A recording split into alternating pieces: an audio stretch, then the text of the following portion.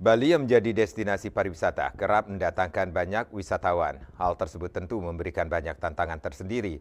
Untuk itu kondisi ini mesti disikapi dengan bijaksana.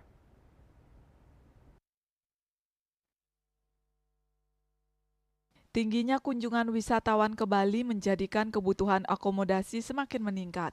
Untuk itu bisnis villa semakin marak sehingga muncul wacana terkait moratorium pembangunan villa. Akademisi Dr. Made Dahuwijana menyatakan, masifnya pembangunan villa disebabkan bisnis tersebut menggiurkan karena tingginya kunjungan wisatawan ke Bali. Tentu hal tersebut memberikan dampak positif dan juga dampak negatif. Moratorium villa mesti dikaji terlebih dahulu, seperti misalnya pada wilayah-wilayah tertentu.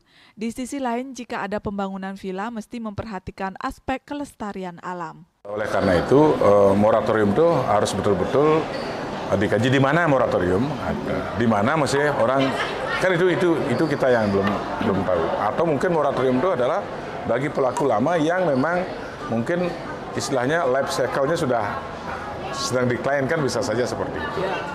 Nah, oleh karena itu kalau kita melihat data perkembangan bagaimana upaya pemerintah juga mendatangkan wisatawan semakin meningkat tiap tahun, kan nggak cocok kalau misalnya akomodasi kita tidak mendukung, kan gitu ya.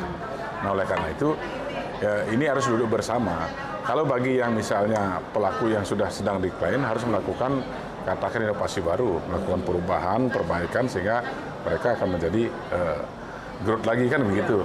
Nah, menurut saya mungkin itu, sehingga tidak ujung-ujung kita bisa mengatakan moratorium. Di satu sisi ada yang mengatakan ini kan pro dan kontra, ada yang mengatakan belum moratorium, masih butuh. Lebih lanjut, ia menjelaskan semakin tinggi kunjungan wisatawan, maka tantangan juga semakin banyak. Hal ini karena banyak objek wisata baru yang kian berkembang.